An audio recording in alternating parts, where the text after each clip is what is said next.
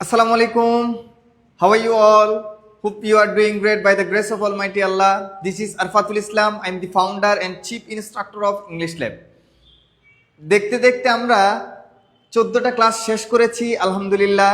আজকে আমরা 15তম ক্লাসে পদার্পণ করেছি। আজকে আমরা শিখব এই 14টা ক্লাসে কি কি শিখেছি পুরোটা একবার রিভাইজ করব, তারপরে হচ্ছে 15তম ক্লাস আমরা স্টার্ট করব ইনশাআল্লাহ। তাহলে আমি একবার রিমাইন্ড করিয়ে দিচ্ছি, ভালো করে খেয়াল করেন। আজকের ভিডিওটা এত ইম্পর্ট্যান্ট, আমি যেই জিনিসগুলো শিখিয়েছি এই জিনিসগুলো সব একবার রিভাইজ করব। আপনি শুরু থেকে শেষ পর্যন্ত দেখেন যে আমার আজকের ভিডিওটা আপনি যদি শুরু থেকে শেষ পর্যন্ত দেখেন, আপনি গত 14 দিন যে ক্লাসগুলো হয়েছে সবগুলা ক্লাস আপনি একবার রিমাইন্ড করতে পারবেন ইনশাআল্লাহ। তাহলে একবার রিমাইন্ড করিয়ে দিই। 1 নাম্বার হচ্ছে আমরা আলফাবেট শিখেছি, আলফাবেটের শুদ্ধ উচ্চারণ শিখেছি।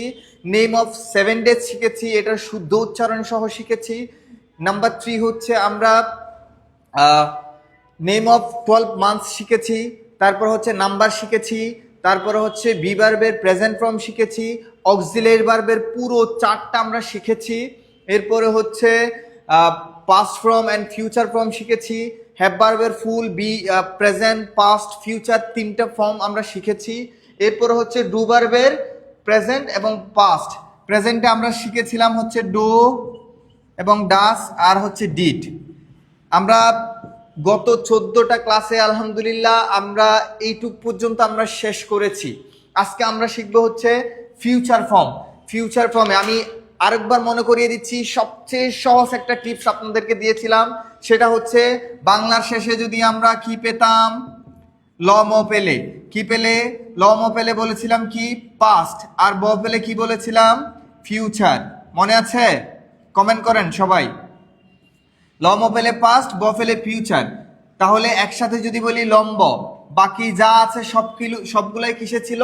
প্রেজেন্টে। তাহলে ল ম যদি থাকে পাস্ট, ব থাকলে ফিউচার, বাকি দুনিয়ায় যা আছে সবগুলাই কিন্তু প্রেজেন্টে। একদম সহজ টিপস, এর চেয়ে সহজ আর কিছু নাই, আমি পাই নাই। আপনি যদি পেয়ে থাকেন কমেন্ট করবেন অবশ্যই, ঠিক আছে? তাহলে আজকে ফিউচার ফর্মটা শিখবো। ফিউচার ফর্ম কিসে? ফিউচার ফর্ম হচ্ছে যে আমরা ফিউচারে কোনো কিছু করব বা কোনো কিছু করতে চাই, এরকম কোনো কিছুকে আমরা ফিউচারে বর্ণনা করি। সো ফিউচার ফর্মটা হচ্ছে আমরা ফিউচারে বলবো কি I will do, I will do, আমি করব। বাংলা কি? তাহলে আই উইল ডু মানে হচ্ছে কি আমি করব। এখানে ডো এর পরিবর্তে আপনি চাইলে যে কোনো ভার্ব বসাইতে পারেন। 100 রেগুলার ভার্ব নেবেন, 100 রেগুলার ভার্ব নিয়ে আপনি প্রত্যেকটা ভার্ব দিয়ে প্র্যাকটিস করবেন, প্রত্যেকটা সাবজেক্ট দিয়ে আপনি প্র্যাকটিস করবেন। তখন কি হবে? তখন হচ্ছে আপনার প্রত্যেকটা সাবজেক্ট দিয়ে আপনি কথা বলতে পারবেন। কেউ যদি আপনাকে কিছু করছে বা কেউ কিছু করতে চায়, কেউ কিছু করবে বা কেউ কিছু করেছিল, তখন আপনি চাইলে প্রত্যেকটা সাবজেক্ট দিয়ে আপনি ইউজ করতে পারবেন। আপনি প্রেজেন্ট এবং পাস্ট, ফিউচার এই 3টা জিনিস যদি পারেন, আপনি দেখেন আইএলটিএস এর কিউ কার্ড যদি আপনি দেখেন, আইএলটিএস এর কিউ কার্ড যদি আপনি পড়েন, তাহলে আপনি বুঝতে পারবেন সবচেয়ে বেশি ইম্পর্ট্যান্ট হচ্ছে present indefinite, past indefinite, present indefinite and past indefinite, future indefinite. এই 3টা ইনডিফিনিট সবচেয়ে বেশি কাজে লাগে। সো আপনি যদি প্রতিদিন 10 থেকে 20টা ভার্ব দিয়ে প্র্যাকটিস করেন বাংলা সহ, তখন দেখবেন আপনি আস্তে আস্তে আস্তে আস্তে আপনার যেই ভিতরে যেই ইংলিশ না পারার যে কষ্টটা ছিল, দেখবেন আস্তে আস্তে কেটে যাবে ইনশাআল্লাহ।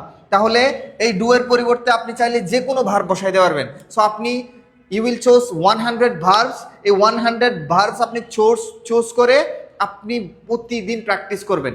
প্রতিদিন রেগুলারলি আধা ঘন্টা থেকে 1 ঘন্টা প্র্যাকটিস করবেন। That's more than enough for speaking. Okay, তাহলে আই উইল ডু কি ছিল? আই উইল ডু বাংলা কি? আমি করব, আমি করব। আই উইল ডু আমি করব, উই উইল ডু আমরা করব, ইউ উইল ডু তুমি করবে, ইউ উইল ডু তুমি করবে, দে উইল ডু তারা করবে, হি উইল ডু সে করবে, শি উইল ডু সে করবে, ইট উইল ডু ইহা করবে, রানা উইল ডু রানা করবে, মাই মাদার উইল ডু আমার মা করবে। তাহলে দেখেন আপনি প্রত্যেকটা সাবজেক্ট দিয়ে আপনি হচ্ছে যখন বলবেন তখন ট্রাই করবেন যে এক নিঃশ্বাসের মধ্যে আনার জন্য। আপনি যদি এক নিঃশ্বাসে ইংলিশ বাংলা বোধ যদি বলতে পারেন, তাহলে মনে করবেন আপনার আস্তে আস্তে ওই মামলিং যেটা ছিল, আপনার ভেতরে যে জড়তাটা কাজ করেছিল, আপনার ভেতরে যে ভয়টা কাজ করেছে, ওই ভয়টা দেখবেন আস্তে আস্তে রিমুভ হয়ে যাবে।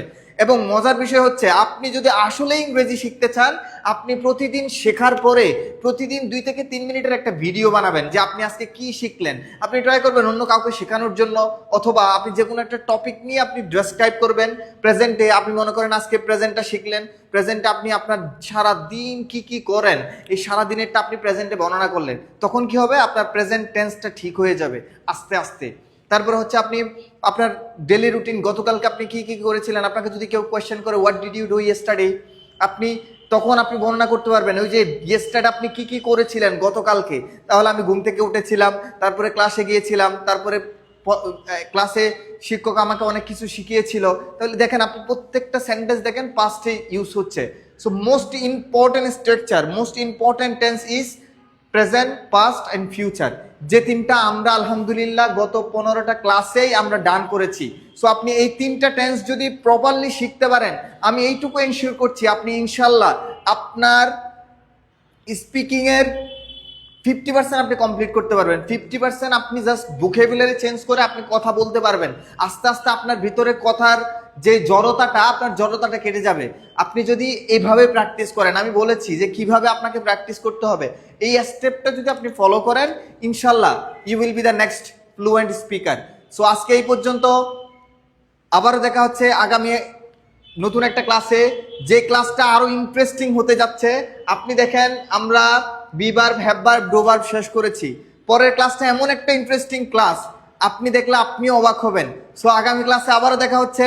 এ পর্যন্ত সবাই ভালো থাকবেন, সুস্থ থাকবেন। আসসালামু আলাইকুম।